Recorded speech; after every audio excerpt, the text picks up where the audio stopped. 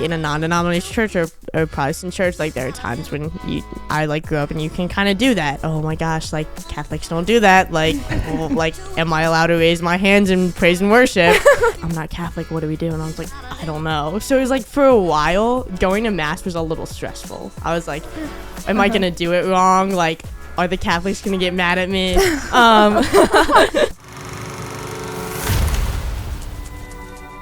Welcome to the Exposing Catholic show, where we expose the lives, interactions, and stories of Catholics. Our guest today is Sophie. Welcome on. Thank you. Of course. So you are a senior in high school, and before we get into kind of like the high school aspects and talking about faith there, I wanted to dive in. What was faith life like as a child and the family dynamic? Yeah, so I grew up in Atlanta, Georgia, and I grew up as a Presbyterian. I went to a church down there my whole life, and it was kind of just me and my sisters. My mom usually worked on the weekends. My dad wasn't super involved with it. So my mom kind of started getting us going when I was little, got baptized and everything. But as I got older, kind of 5th and 6th grade, it became my own choice, which was really cool because I feel like a lot of kids don't really have that. They're kind of forced to go to church most of the time, but I had an incredible youth group to go to, friends there, things like that. So I was very involved with the church when I was little, all the way through now, I guess. So I'm still pretty involved, even with the church down there. I actually moved up here right before my junior year, about a year and a half ago. And what was interesting about that is that was kind of when my faith was shaken up the most. Because obviously you move 700 miles away as a 16-year-old. And my whole faith foundation was that one church I was at. So then I guess I came to NDCL and had that experience of, like, I guess Catholicism for the first time. My dad grew up Catholic, but he never really mentioned it or talked about it a lot. So I guess when my faith was kind of shaken for the first time, I'd found something new. I think what was cool is my childhood built the foundation of faith, but going to Catholic school was able to, like, further my growth in my faith. So my whole life I've had a very strong faith relationship and a relationship with God. But it definitely has changed over the years. What was the biggest change that you've noticed? I think the community around me. It's okay. Growing up I went to a public school in Atlanta, and there obviously there's not as much of a faith community around you. Yeah, I went to public school too. Yeah, so I know what you mean. So that's kind of why I leaned a lot on my church growing up as a kid. My household was my mom was very into her faith, but again, she didn't always go to church with us just because she was always kind of out and about.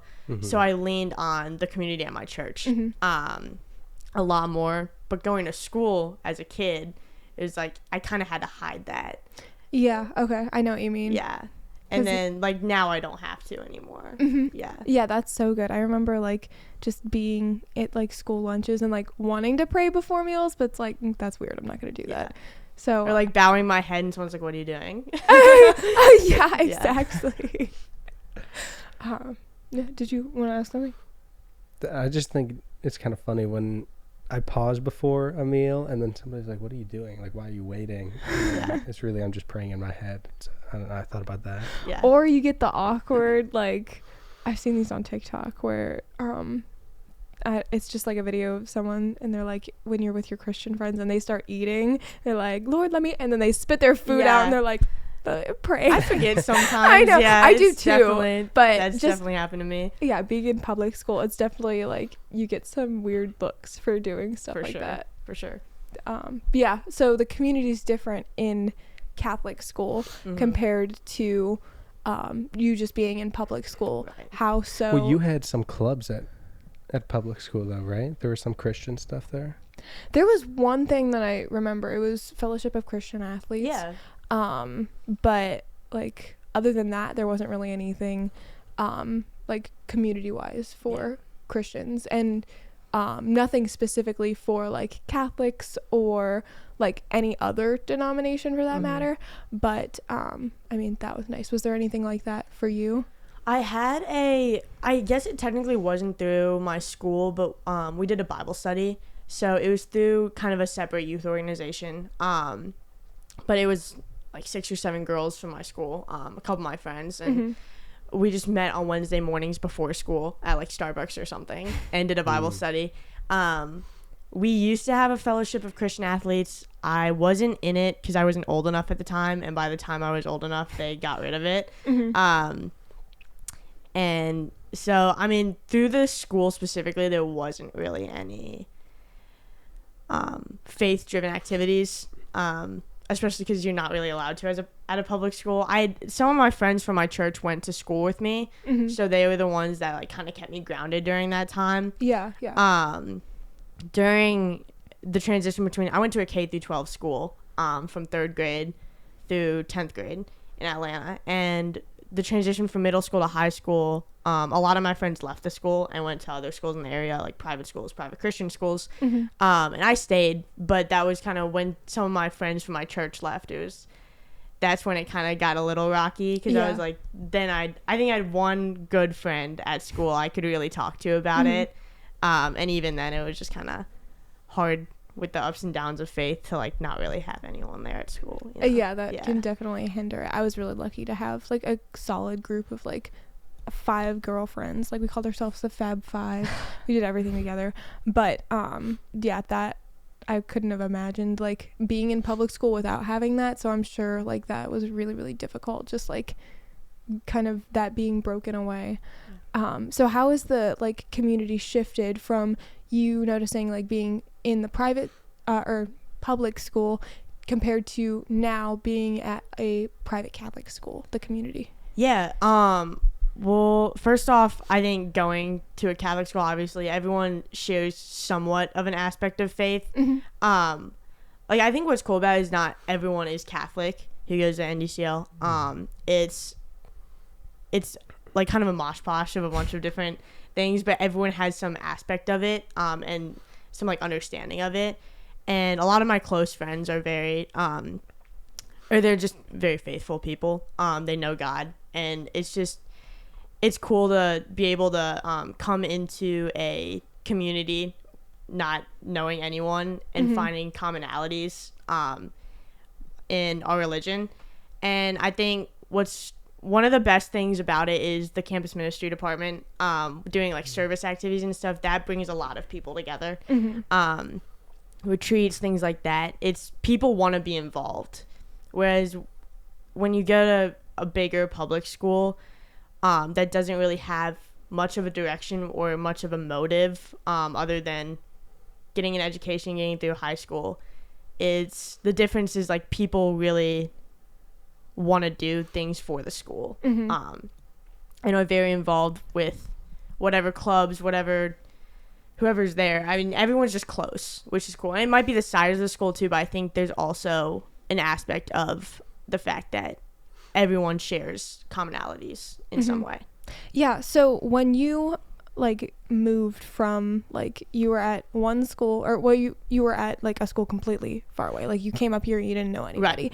How were you worried like I'm not gonna make any friends here, like I'm going so far away, like it's gonna take me forever by the time I graduate, like am I gonna make any friends? Like were you scared about that? 100%. Okay. 100%. I came into, so the first time I ever met anyone from NDCL, it was at a soccer practice and like an August morning. So I drove there and I was like, I've never met anybody, and I just went to soccer practice and everyone's like asking me all these questions. I moved from Georgia and it was weird. I mean, at first it was difficult too, because you're like, I'm never gonna make as close I've been in one place for 16 years. There's no way I can make as close friends in a year and a half, 2 years as I have in 16. But I was surprised. I have some incredible friends now. Again, it comes back to the community. Like I know so many people at NECL that I just can talk to, can trust, can be close with, just because there's a community aspect there. But I was terrified at first. So how long did it take you to like actually start making friends? It's hard to say. Like I want to say by like October, November, I knew most people. Like I could openly Like in a talk month to or people. two. Yeah, Like, you and were I just- could like I wasn't afraid to talk to people. But by the time I started like hanging out with people outside of school, it was probably January, February. Yeah, and then like it's one of those things like, and then over last summer is like why I think I got really close to some people. So it takes a while, but like it's a gradual thing. Well, yeah, and I'm sure it was a lot sooner than you had expected, being like, I'm not gonna make any friends, to like, I know pretty much everybody and I could talk to everybody, and like we're hanging out outside of like the place where we're all together. Right. So that's really, really sweet. We've got something special for all our Catholic organizations. Now, before you skip past this part, it's not an ad. It's more like an incredible opportunity to take your digital presence to the next level. And I'm going to let you in on a little secret here. Something only for our podcast listeners. We, DM Productions, have a 2-day Catholic social media makeover course. It's an online course specifically made for Catholic organizations. It will take your social media to the next level. And we make it easier than ever with our step-by-step video walkthroughs, cheat sheets, customizable templates, and more. Catholic organizations, let's start creating the quality and results that secular businesses have, but with the depth and beauty of Catholicism. Oh, and did I mention the price? $700. But remember I said I was going to let you in on a little secret? Use code DMPodcast to get it completely free. No credit card required, just pop that code in and you're all set. Head over to www.dm.productions/social media makeover or click the link in the description. Now back to the show. I'm just looking up some differences between the faiths. 'Cause I actually didn't want to ask too many questions, so I didn't know what you were before and what you are now. But could we get into that? It is a conversion story, right? Yeah, to a degree, I think. Okay. Well, so I grew up. It was technically Presbyterian. I did go to a very like traditional church, which was cool because I think a lot of the time there's this stereotype around like Protestants or non-denominational churches or whatever. It's like super not traditional. And I think there's some churches that are like that, and I think those like very much appeal to the youth, which is a cool thing. But I like the formality, and the traditional church is more on it for like a Sunday morning service or mass. Like that's my thing. And so growing up Presbyterian, we had a great youth group, and so like the Sunday morning services are kind of different, but they were very traditional. So we would like sing a couple songs, say some prayers. We said the Our Father and everything, and then we'd have a preacher talk on whatever it was, a chapter in the Bible, but it wasn't like an organized like mass. And then I guess coming at a Catholic school, it was when I was going to mass, I was like, it was kind of like if you're thinking of a Sunday morning service at a Presbyterian church, it's more like an entire homily for like the majority of the service, instead of like different readings, set apart time for the Eucharist, things like that, and call and response. It's basically just like a long homily, and then you say a couple prayers and you're kind of done.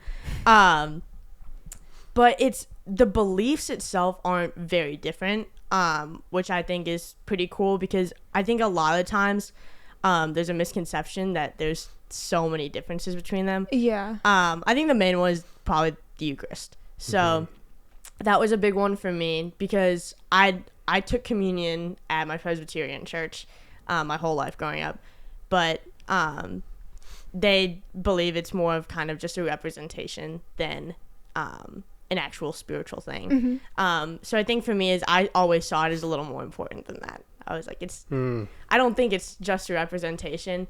And I think I've heard this before. Like I have a non-denominational friend, shout out Gio, and he's like, there's a little bit more to it. Like he doesn't totally just believe that it's just a little wafer. Yeah, and it's like you can not like it's hard. I talked to some kids about it, because they're like, how is it the like actual body of Christ? Like, and sometimes I can't answer that question. It doesn't always make sense to me, but I know it's like, it's more than just a representation. Like, it's gotta be. It's just, it's what I feel. It's what I've always believed.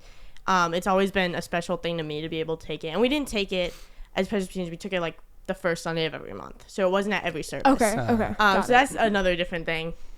Like, when I'd go to Lion Time or, like, our 30-minute long mass during our free period at NDCL, it was, like, we would take the Eucharist. I'm going, you're taking it every single time? I was kind of confused at first. But, I mean, that's probably the main difference. But, like, the beliefs are mainly the same. I want to say another difference is probably the emphasis on Mary. Didn't have too much of that growing up. Never. I mean, it was obviously, she was still a very important figure because she's Jesus' mother. And like, we talked about her on Christmas, but that was kind of it. Same thing with the saints. Like, they'd mention them here and there. Didn't really learn about them or pray to them growing up. So that was kind of it. So what have you been confirmed? I have. So last month, actually. Whoa. Yeah. So I was confirmed in the Presbyterian church. I was baptized Presbyterian, confirmed at the Presbyterian church when I was in 8th grade. So again, kind of the same thing. You go through the whole process in the same age. You go through all those classes and everything. Okay. And I got confirmed in 8th grade in the Presbyterian church. Had technically, like, my first communion in the Presbyterian church. Like, that's when you have it then. And then... Oh, so not everybody even goes up in the Presbyterian church. Correct, Only yeah. Well, confirmed. so like, but it's not as big of a deal. So, like, when I was little, I'd still take it. And it was like, okay, it's fine. But then, like, when you're in 8th grade, you kind of more, like, okay, you understand. Yeah, exactly. Okay. That makes sense. That's kind of it. It's generally because it's just not as emphasized, I guess. But the whole process is very similar. Okay. So to get my first communion, I met with the priest who goes to NDCL and does masses for us. So getting confirmed in the Catholic church. Yes. Okay. Shout out Father Caddy. To get my first Catholic communion, I started kind of the whole process end of last year. And we would just meet during my study halls, my ELBs, free periods. So you were doing this all, like, while you were in school? Yeah. Okay, yeah, that's it was crazy. kind of on my own time. And he would just give me some teachings and kind of, like, go through whatever you'd learn in a confirmation or a regular confirmation. What was funny about it is I kind of already knew everything because it was very similar teachings that I knew before. Other than, like, the saints. So those are the times where I was, like, really listening to it. Other times I was like, yeah, I knew that already. But I just let him talk sometimes. But and then we had a mass beginning of January I led the retreat, the Kairos retreat this past winter, and we have a team leader mass one day, and I got it there, which was really cool. Oh my gosh. Like, you're around a community of kids really care about it, who are also going to lead this retreat. Some of my best friends were there, also leading with me, but it was cool. So it was about a month ago, but it wasn't even that long of a process because it was so sporadic. Like, we'd meet every couple weeks. He'd just give me a little teaching and kind of go on with it, and then I got my first communion in January. Yeah, I guess it's kind of different because usually with people that, like, aren't Catholic but want to become Catholic, you have to go through the whole RCIA process. But since, like, you already believed that stuff, you already understood it, like, that makes sense that it was just like, here's the things you missed out on and what you need to, like, catch up on, I guess. And it was hard to, like, I'm glad I got to do it that way because I'm technically not part of a parish yet, because we moved and we just haven't found a church, really. So I've kind of rooted my faith in my school, which has been nice to do.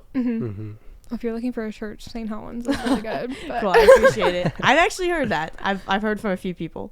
Yeah, that's where we go, and it's just so amazing. They actually have, like, a life team. It's like a high school youth group, but it's outside of, like, a school. They actually have their retreat like this weekend. But anyways, if you're looking for one, St. Helens, I appreciate it. shout out. But So many shout outs this episode.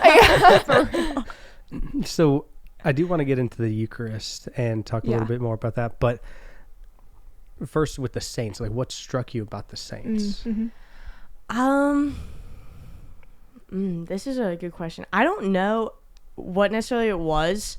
Because like when you grow up Protestant, and I didn't have that much exposure to Catholicism. Down south, it's not as prominent.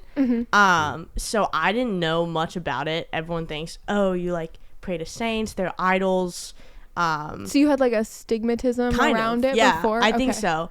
I definitely had a stigmatism around it. I think what's cool about it is that like they all focus on a different thing, and you can like learn a different thing from each saint. So when we talk about feast days and like theology or something, and you just know it, and it's not like it's just this is a saint because we just chose this person to be a saint. It's like because they did something, because they were a martyr or something like that. And knowing that they were just good people of faith is what struck me. It's just they're not just people that the Catholic Church decided to choose as a saint. It's that they did something that's recognizable and that is worth like living up to, I guess. There's also like different qualifications for them to actually be like it's a long qualified process. as a saint. We talked about it. It was like it takes years. Yeah, and the canonization process. Yeah. Is it what it's called? Canonization process? I was gonna say it, but I wasn't familiar. 100% sure, so I just had to become a saint. I think so. I don't really know. But Yeah, I think they have to have like 2 miracles. Let's not get into the details. I'm I'm gonna mess it up. I'll have to look it up, but it's lengthy for sure. For sure. And that's like really cool that we're also like we're all called to become saints, so it's cool to learn about that as well. Do Protestants like think about that at all? I think so. Yeah. So Okay. I mean, it's obviously they're not like as prominent in like a mass or whatever we do, or our prayers, but it's like they're mentioned. There are times when I'd have a preacher at church talk about something that like St. Peter did, and they're definitely not ignored, just not as recognized. Okay. Yeah. That makes sense. And what about like your view of Mary now compared to when you were going to your church before? I think with Mary, I just like didn't really know. I mean, obviously, we're like Protestants recognize her. It's kind of the same thing. It just wasn't as prominent, and I don't think my view has necessarily changed because I'd never had like a negative view of Mary, obviously, or I never had a negative view of the saints either. It was just like I think the stigma around the saints was like how people like interacted with them, or like because people are like, oh, you pray to a saint, that's idolatry, or that's praising someone other than God, but that's not the case. Gotcha. So I think that was like the stigmatism around saints in a way where I grew up, where there was never that stigmatism around Mary really, just because Mary's obviously such a different figure. I think my view hasn't necessarily changed, but I can see why she's more recognized. Okay. Yeah. I guess. Got it. Yeah. That's interesting. I mean, like, I feel like from my Protestant friends, they have like more of an, I don't want to say issue around Mary, but they're like, you worship her. I guess, yeah, I've heard that a couple times, but I guess in my life personally, it wasn't even like it wasn't as prominent. Okay. There was even like the students around the saints, we just didn't talk about it a lot. Okay. It would like there was that negative connotation in a way, but it just kind of was ignored, I guess, more. Do you have like a saint that you've learned about that you're like, I don't know, you struck as like really, really interesting, or you wanted to get to know more? Was there any that like stuck out to you? Not necessarily. I think I still don't know enough about it. There's so much to learn. Like, because I'll learn whatever. We'll learn about a saint in theology one day.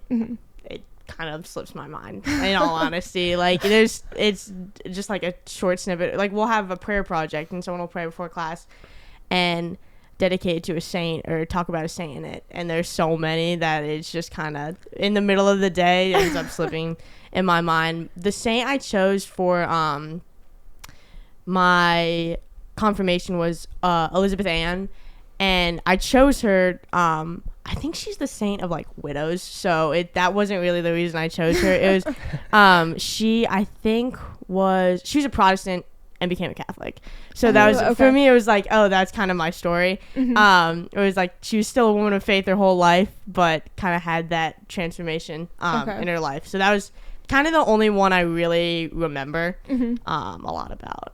That's really interesting. I've never heard of Saint Elizabeth Ann. Yeah. I'll have to research her. But yeah, that's really interesting. So you're going to Catholic school. They obviously have mass I can't remember how often they have it, but like a whole school, they have it in like daily mass, but then they have a whole school mass every once in a while. What, like, could you describe that? Like, what did that feel like attending it? And then was that kind of like a tug to get you, like a tug on your heart to then become Catholic? So it took a while. I'll say that. So we have like an all school mass, I think about once a month. And the first one was like outside on the football field. These ones are brutal. And it was like, brutal. I don't even know. Like, they gave us, I think what was funny about it is they gave us a songbook because they sing songs in mass, and some of the songs are songs I sang at my old church. I was like, oh, like, this is great. Like I'm familiar with some of this. And so I think that was kind of one of those moments where I think when I first moved schools, I didn't have like a stigma around Catholicism, but in a way I did, because in the South, like, no one's like really Catholic. It was, I just wasn't, I don't know, but that was seeing the songs that were like the same that I sang in my old church and that we were singing at this mass were like, that was like my first connection to it, I think. Because it was like, oh, it's not that different than what it's not like, I'm not that outcasted from what I thought it was. Yeah. But that mass was kind of long, and it was on the football field. That was not the best first impression, I will say. It's hot. It's hard to focus. You can't really hear anything. Yeah, you can't hear anything. It is rough. I didn't know what was going on for a while, I'll be honest. And then we'll have mass in the gym, and those, you still can't always hear everything. I think I really started to go to, like, we have mass on Tuesdays, like, for a 30-minute period. They're short during our like free block. And after, so I went on the retreat with campus ministry last winter, and that's kind of when I started going to mass and adoration and everything. But I think when I first started going to mass, I kind of felt outcasted because I couldn't take the Eucharist. And I didn't really know that until like for a little bit. Until my first mass. So like my friend was like, wait, are you Catholic? I was like, no. And she's like, you can't take the Eucharist. I was like, why? Because I always took it in my little church. I like didn't know. So then I'd go up to like get a blessing, and I was like, well, this is kind of weird. And I remember we had a mass at the retreat, and my friend was sitting next to me, and she was like, I'm not Catholic, what do we do? And I was like, I don't know. So it was like, for a while, going to mass was a little stressful. I was like, am I going to do it wrong? Like, are the Catholics going to get mad at me? And we don't. I know that now. But for a while, I was like a little on the edge about it.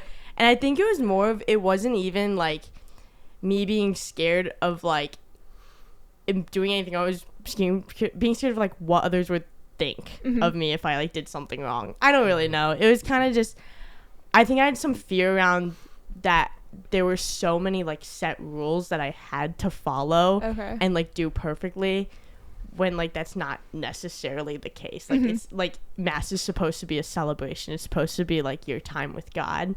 It's not supposed to be you sitting there stressed out that you're gonna do something wrong, that you're gonna say something wrong. What really I think got me into like wanting to become more Catholic was adoration. So we have periods of adoration and reconciliation on Thursdays during that free period, and that was more up my alley. I'm very much I value my one-on-one relationship with God a lot, and that was kind of where I felt like I could kind of express that a lot. Because we'll sit in the chapel, they'll play music, and I can just sit there and pray for as long as I want. And being able, and they always had that opportunity, but I was, again, they're optional, so I was scared to go on Tuesdays and Thursdays. Just like, what if I do something wrong? I'm not Catholic. Am I allowed to go to adoration? Whatever. I was. So there's that. But once we had that period of adoration and the period of mass on the retreat, and I kind of talked to someone about it, they're like, yeah, you can go. Like, it's okay. Like, you don't have to be scared of it. And I started to go during the week is when I kind of found the connection to it.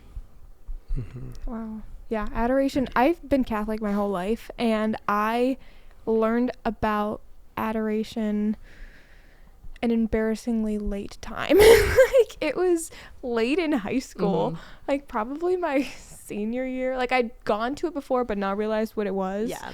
And until like probably my senior year is when I like realized, oh, this is something that I can do and you can go to all the time. Like, a lot of churches have like a dedicated adoration chapel where you could just go and sit in whenever you want. And it was just like, wow, that's kind of embarrassing that I found out about that like really late. Yeah, I found out my old church even had like a chapel that they left open all the time where you could just like sit and like, obviously it's not formal adoration, but like that was one of those things where like that's where I felt God's presence the most. And like knowing I had a place to do that now, I was like, oh, that's kind of cool. So what was the difference between you sitting just in your old church, like in the chapel, and then being in like actual adoration?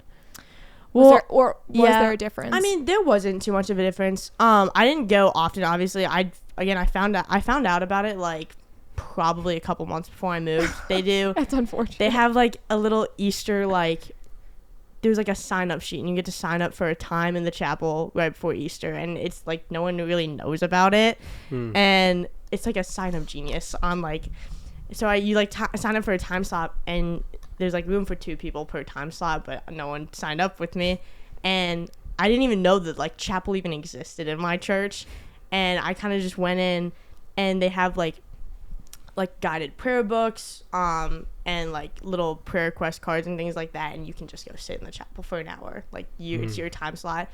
And I guess it's kind of similar. Like I just didn't know it existed. And I've never been to adoration at a place other than my school. But there's really not much difference. I think because the main thing of it is like it's my one-on-one time with God, that is in a chapel in a sacred space rather than just like my car or my room, whatever. Yeah, it gets like the distractions away. Yeah, that's for sure. what really helps me, for sure. I don't know about you.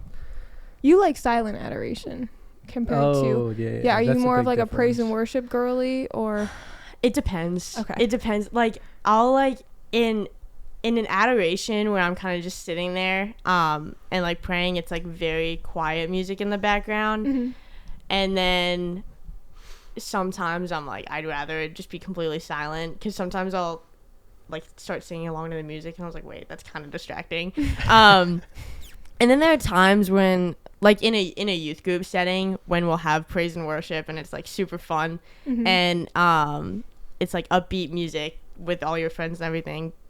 I don't know if I consider that adoration, but like if we're talking about the music aspect of it, like in a youth group setting when you have like a praise and worship, those are fun, but I also need my silent adoration time a lot. Yeah, and it's also really good because there's no right or wrong way to do it. Yeah. Like for me, I love praise and worship because the songs and the lyrics are prayers themselves. Right. And so like I think of those, and not even think of them, but like I actually like pray that way. And so you are more of a silent adoration. I like both. Yes. The difference is if I'm really trying to like actually like pray about specific things in my life, I cannot focus on them with the music going. Yeah. Because it's like I'm praying and then the words and the music are like jumping into my prayer and it's like this jumbled mess of like I don't even know what I'm saying anymore, and I don't know what's happening. So there is definitely a time and place. I just think like if I'm trying to like my whole view on adoration before going to like a praise and worship type of adoration was that I'm going there, I'm spending silent time so that I can really focus on the prayer, and then like I can focus and it's silent, and you need that like just that like the time of like nothingness to be able to actually get into this real deep prayer. Whereas I tried to bring that to a praise and worship adoration, and then I was like, I don't really like this. Like I can't get anything done while I'm here. Yeah, well, I think it was like that is my old church. Again, I never learned about adoration because it's not like a thing really. Like no one calls it adoration in the Protestant church. We had obviously praise and worship night or whatever. We'll like singing and dancing and everything. And then we'd have, what was cool during our retreats, we'd have quiet time. So they'd give us like a journal and they'd have prompted questions and stuff. And they're like, okay, you have 30 to 45 minutes. Don't talk to anyone. Go somewhere around the camp and have your one-on-one time with God. So like, that's always like adoration is like my quiet time. It was like, that's my sanctuary. Like that's where I'm a very one-on-one relationship with God kind of person. Like I love having the community around me, but I feel God's presence more when it's just like me and God. And so like being able to have that quiet time in adoration is like that. Yeah. It's best. And it's just so good that you can like there's no right or wrong way to do it. Like you think of Catholics, like your first impression was like, oh my gosh, I'm gonna do it wrong, they have all these rules. But really it's like there's no right or wrong way to do it. Like whatever, like you could lay down on the floor, you could be standing up, you could be like waving your arms, you could just be sitting like in a corner. Like there doesn't have to be music playing, or there can be like music blasting. Like it doesn't matter. Like it's just about like you and God, you know. That's actually one of my favorite things at St. Helens when they do an exalt, which is adoration with a like testimony at the beginning and then praise and worship music, is that they tell you and invite you, like you can lay on the pews, you can lay on the floor, you could, or you like, could come up to the altar too. Sit however you want. And so it's like, okay, well, this is odd, but I'm gonna lay down right here. I think that was like one of the things I was scared of coming into like a Catholic community was like, oh, it's a lot, like you have to stay seated and solemn and stuff like that, because I don't know, like in a non-denominational church or Protestant church, like there are times when I like grew up and you can kind of do that, and like we'd have nights where you could do that, and I was like, oh my gosh, like Catholics don't do that, like well, like am I allowed to raise my hands in praise and worship? Like what do I do? And like I guess learning that wasn't the case was probably the biggest change in my faith journey. Yeah, definitely. Like when you're going to like Sunday mass, like it is structured, like it's very, very formal and reverent, and like you stand here, this part you kneel, like, and it's just understanding why we do those things, like why we're standing here, why we're kneeling here. And then like when you're at like praise and worship time, it's like there's not that like sense of it is structured, but like not at the same time, if you know what I mean. Like there's reasons for it, but it's not like it's still like kind of your free, like you have the freedom to like exactly praise you want. So did priests have actually no, I'm gonna rephrase this. I'm still fascinated by priests, and I've been Catholic my whole life. Yeah. So was there any like, wow, this is crazy, like this guy dressed up in all black with the white collar and everything? Did that have any sort of what was your view on that? Like the structure of the church is different. Obviously, I think because we had like people who went through seminary and like were priests, and then like they were pastors and everything, and but it wasn't. I guess it wasn't as, how do I say this? Like recognized, like I didn't really. There wasn't as much of a structure to like priests and everything in the Protestant church. Mm-hmm. We growing up, actually, my the pastor or the priest at my church, he wore a whole white robe and everything every week, and depending on, I don't know all of it, but I know Father Caddy talked about like sometimes he'll wear purple or green or whatever it was. Like he wore the robe and everything. And then actually as time kind of went on, we got a new pastor at my church, and he kind of changed things up a little bit. It got a little more a little less traditional, I think, and they started wearing like khakis and like a shirt and everything just to preach. And I guess I didn't notice it as much when I was little, because I was like, oh, there were, and then one day I was like, why aren't they wearing the robes anymore? So I guess I grew up when I was little around it, and I knew things about Catholicism, and I like saw things on social media. I had one friend who was Catholic, but we didn't talk about it a lot. I didn't think it was like weird when I first saw someone in like a black shirt and a white collar. I was like, oh, they're just Catholic. That's the requirement to be Catholic. That's they're just like a priest. I don't know. I just didn't know much about the structure of it, I guess. Mm-hmm. So I didn't think it was weird. But like I thought it was a little different, because I think that was one of the reasons I thought it was a lot more strict, is because it was because of dress code. Yeah, it has a dress code basically, because like my pastor would go up on the stage and he'd just preach in like a button-down shirt and some khakis, and I was like, okay. Fun fact, sometimes the priests, when they're wearing something over top of that, they're not actually wearing the full thing. I was like, what the heck? I saw it was like a bib basically, so that you could see it from the front. Oh, really? But then they had like a sweatshirt or something on. So I don't know. It's just interesting. That is interesting. They have different like levels. Like this is like the kind of casual one. This is the medium one, and then like the full on. Yeah. Full like everything. the tuxedo of priest attire. What did the Eucharist mean to you? So like being at adoration, it's like you're in front of Jesus. Like Jesus is literally right there in front of you. Like what was that like for you? I guess I didn't really realize the significance of it for a while, because I guess growing up I learned like Jesus is always with you. So I was like, I never thought I never really needed anything to like be in front of me to feel like Jesus' presence in the room, or feel like Jesus was in the room with me. And I think even now, like in all honesty, like I kind of feel the same way, because that's how I grew up. I was like, the Eucharist is there, which is I think an important part of adoration, but I don't think it changes the way I see it a lot, just because I grew up knowing Jesus is always with me no matter what. And I guess I just don't notice it as much. I've just always grown up like Jesus is right next to me, Jesus is here, whatever. I mean, that makes sense. Yeah.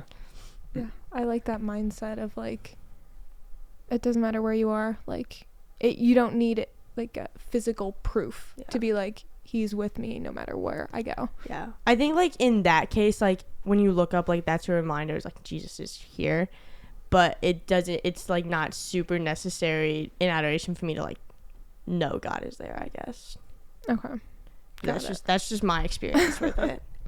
Do you have a different like opinion on the Eucharist now that you're Catholic compared to when you were a Protestant? I think definitely, yeah, because I didn't know the difference. So like I said, that was probably the main difference in being Protestant and being Catholic, is the Eucharist and the belief that it's way more than just a representation. And like I said, like I always felt that it was more than a representation, but being able to like, I guess, know or be in a community that also kind of believes that as well, that it's not just a representation, it's actually like a very spiritual thing. It's the body of Christ is like really, that's probably the biggest difference for me. Yeah, Yeah. I mean, that's like, and I feel like anybody that starts to really get into their faith is pulled towards the Catholic Church because, like, even from a young age, you're saying I felt something like it's not just the wafer, it's not just that like piece of bread or whatever. Right. So like you've always had a pull Yeah. to the Catholic Church, which I think is really cool. And yeah, and now you're in it. I'm curious about what your family thinks. Yeah, I was gonna ask that. Yeah, well, okay, so my dad grew up Catholic, and he had kind of an iffy relationship with the church, just because, like, I think I've talked to a lot of people about it. I think an important part of faith is, like, growing your faith as a kid.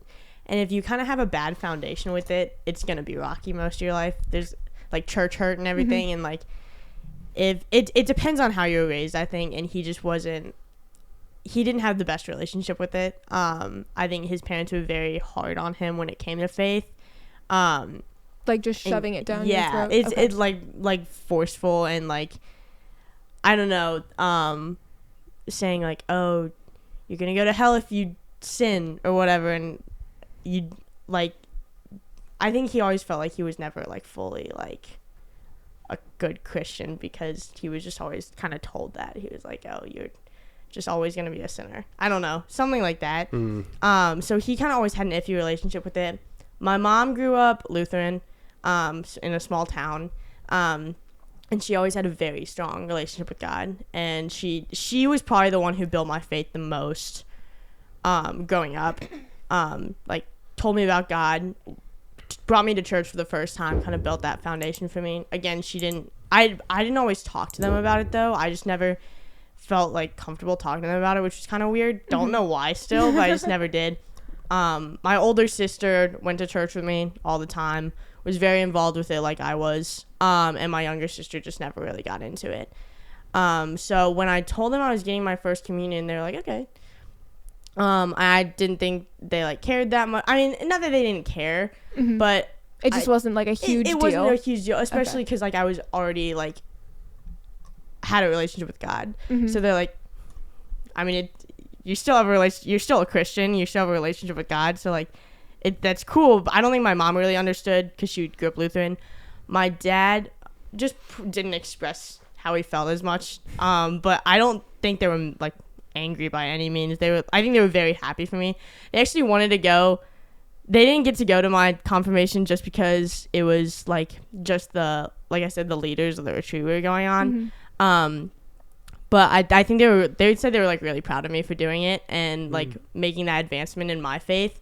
So, like, we don't really talk about it a lot, but, like, I know they're supportive of it. And what's cool is I think over the course of since I've been at a Catholic school, my dad has opened up more about it. So, like, he asked me, I think it was like All Souls Day this year. He was like, oh, do you want to go to mass with me tonight? And I was like, this is weird, like, you never, like, I was like, when was the last time you were at mass? And he was like, I don't know, you want to go to mass with me? So we went. It was cool. It doesn't matter. Like, yeah, let's go. So I think what's cool is, like, he's kind of getting back into it, and he's been a lot more open about, or, like, talking about it, because I know more about it, I guess, and we can relate on that sense a little more.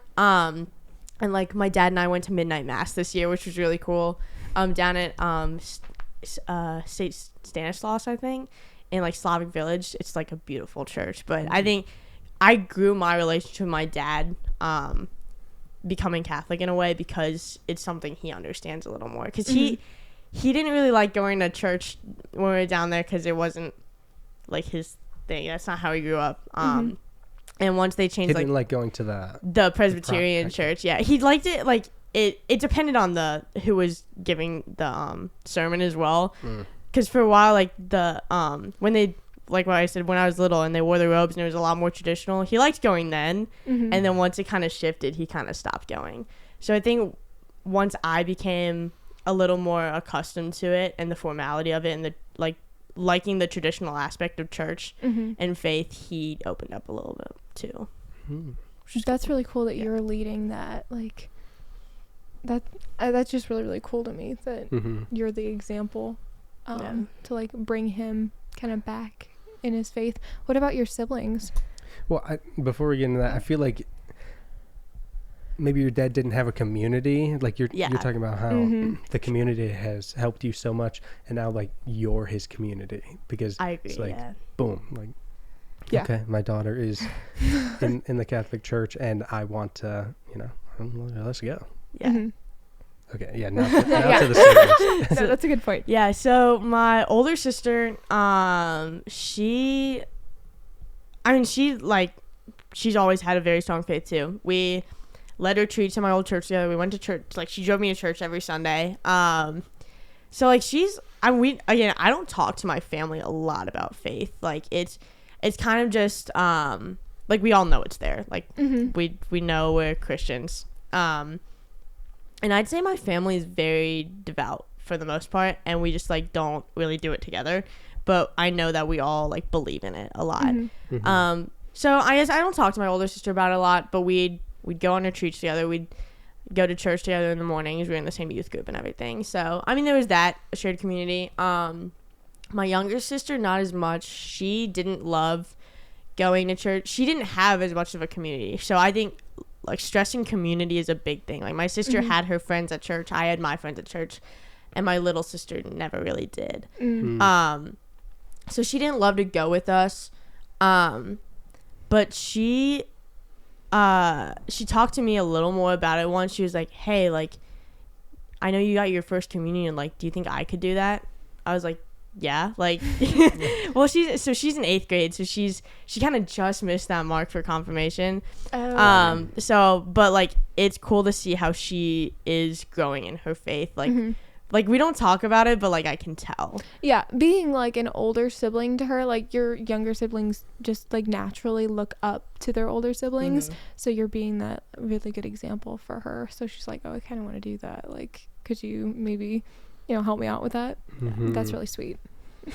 Yeah, the seeds you're planting are great. Thank you. Soon they will be bearing fruit. Well, they are already bearing fruit. Oh, yeah, so yeah. That's cool. What about campus ministry? I want to hear about like your involvement there. I mean, the campus ministry people, that they pretty much, NDCO knocks out of the park with campus ministry staff, and the 2 guys that are there right now is just like, how could you get any better than that? Right. Yeah. Well, they're just like so, like they like appeal to us, I think, a lot, which is cool, because I think a lot of what I was saying about like if you want to like get kids into faith, like you got to appeal to the youth, and that's probably the hardest thing to do. But like it's like they obviously center their lives around faith, but it's also like talking about, they like coach CYO basketball for like some of the guys, and like building, like it's really building that community, even just like outside of faith. It's in sports and stuff like that, and like a bunch of people like just go to their office, just talk to them. Like they're just fun to talk to, like crack jokes, and always it's filled. always it's full. crazy. Like I'll go in there and there are like 20 kids, and I'm just like, how there's 2 chairs. Like, I don't know how we're doing this. I think service trips are a big one. We do Labra every Tuesday, which is where we go out into East Cleveland, make food and give it out to the homeless. And that's always, like, they do signups once a month for it. And so it's, like, every Tuesday, 4 times a month, and they'll put out signups at one day, full within 30 seconds. Like, it's That's crazy. kids want to be involved in it. I've heard stories of kids like, oh, it's out, and they have to pull the car over. They're driving, they pull the car over so that they can sign up right there. Really? Yeah. It's like, gosh. And they started doing it at different times, but they'll, like, post on their Instagram story, like, okay, 3:00, we're posting Labra signups. I go in on 3:01 and it's full. I'm like, okay, well, I'm not going this month. Oh my god. But then they do also the Kairos retreat 3 times a year. And that's, I only came to school last year, so I thought it was always like a super big thing that everyone did. Apparently I think it was last year was kind of the first year that people really started to get into it, and it always filled up. So like I think last fall, so like 2 years ago, it like barely filled up. And then like this year for the winter, Kairos that I led, it was they did a sign up for it and it was full within like again 30 seconds, and they had to like cut kids from it because they couldn't take as many kids as like signed up. So I think it's just grown a lot. I mean, they just have there's a lot you can do to get involved through campus ministry. Labor on Tuesdays, they run adoration and mass. What else is there? There's a lot of like little things, service activities. I got back last night from we did a mission trip to West Virginia. There's a food pantry in Wayne County, and we went and just helped out with a food pantry for 2 days. And it was the first time they did it. But it was successful, and we got 10 kids to do it, I think. It was fun. But like they'll do random stuff like that, and they have like Labra and Kairos are kind of set, but like everything else they'll just like, here's a service opportunity, here's what you can do here. So that's cool. It's also really interesting that, like, I don't know, maybe coming from like a Protestant, like your outside view of like Catholics is like very strict, very like serious people, right. But like like campus ministry isn't like that, right. Like they're very fun, and you said like it doesn't even have it centers around faith, but they do things that aren't necessarily like inherently faith-based, like CYO basketball, like playing with like them and like just joking around, like talking, for sure. All that kind of stuff, getting to know like the kids and being like, oh, also like if you're interested in this, like you can come to Kairos or whatever, and then like that opens the door to so many other things too. And like that's probably why a lot more kids are getting involved, because it's more of a like relationship rather than just like you need to do this is how to be a good Catholic kind of thing. I don't know. Just wanted to like point that out. Okay. I don't know, is that just like a random point, or like no, I like we've been talking about that the whole time. Yeah. Okay. I don't know if I like got real off track. Just cool campus ministry people bring in the kids. Yeah. Same thing, like that's what's happening with like Life Teen at St. Helens too. It's like it's grown so much, and like you can just see like I'm really, really close with like a lot of the people that were leaders, and now they're like my friends, and we still have a really, really close relationship even though I'm not in the program anymore. So yeah.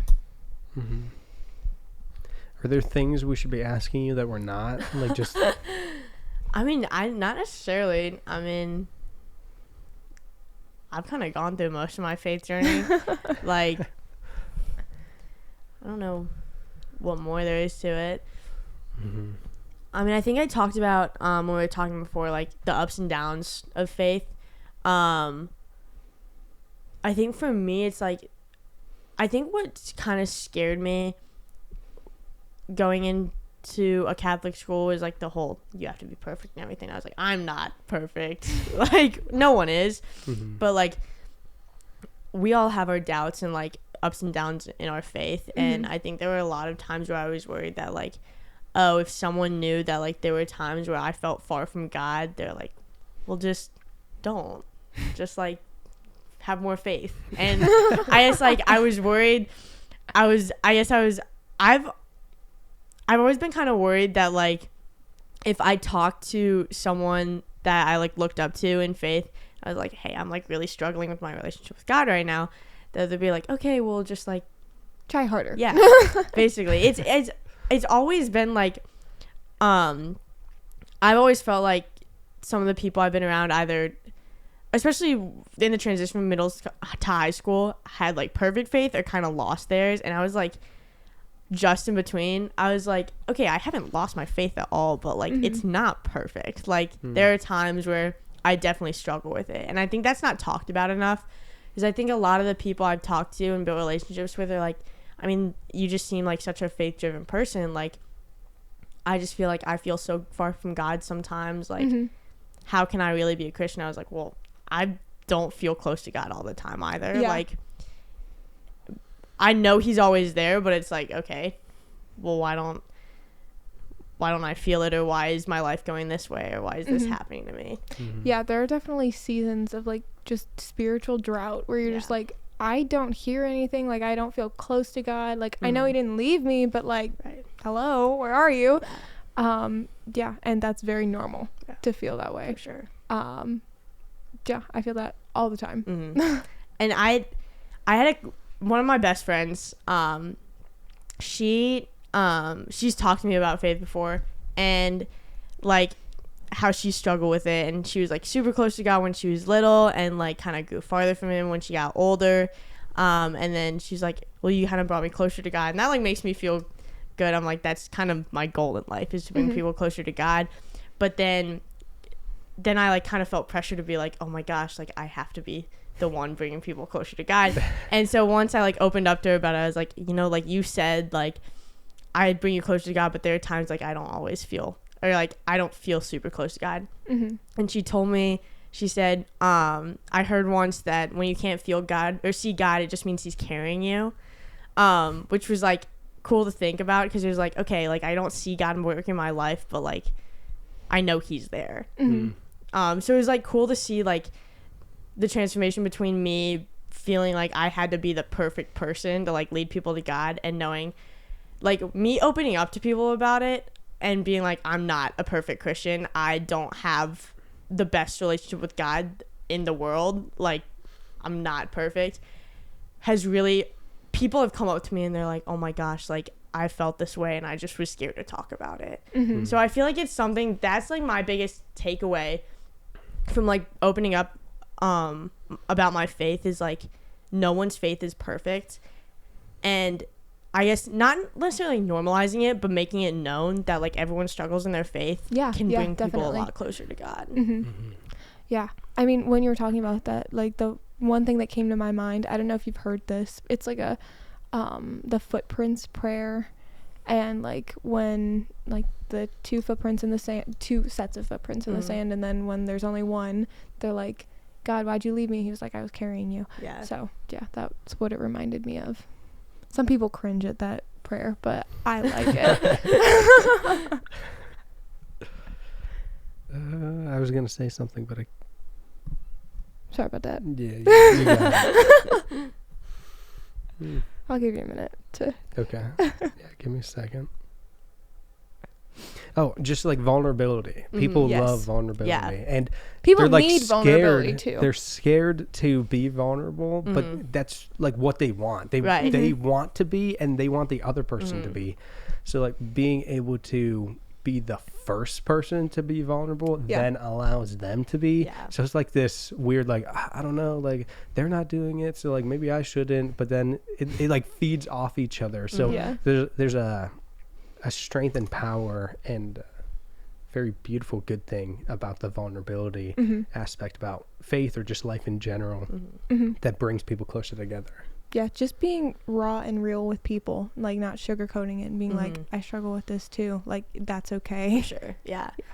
And I think a bit, well, obviously like this is very obvious, like in our day and age, like mental health is a big problem in like the world, in our generation. And I think that draws people far from God, because they're like, oh, he doesn't love me as much because I struggle with depression or anxiety or whatever.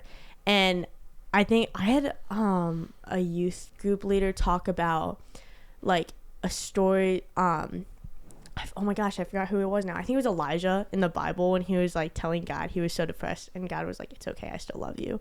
Like I don't remember what exactly it was, but it was like there were so many instances in the Bible of where someone's struggling like mentally, or like just struggling with something like human, and God's like, it's okay, like I still love you. And I think that's like making that known and making that apparent to people is like, you're not any less loved by God because you struggle with something is so important. And no matter what your sin is either, like it doesn't matter, like he's still going to love you unconditionally. Yeah, for sure. Well, awesome. Your story's amazing. Thank you for coming on. Yeah, thank you.